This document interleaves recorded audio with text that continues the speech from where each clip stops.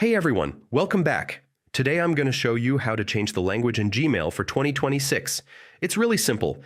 You can switch your Gmail interface to any language you like in just a few clicks.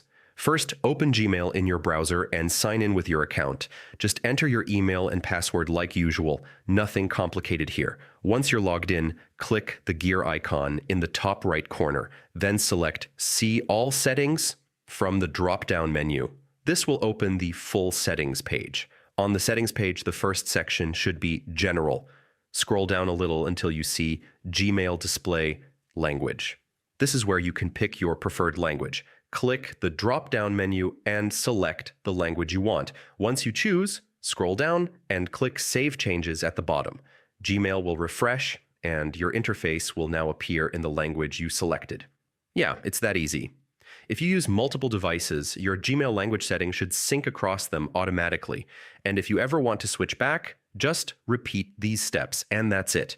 You've successfully changed your Gmail language in 2026. If this helped, don't forget to like, subscribe, and hit that bell so you never miss future Gmail tips and guides.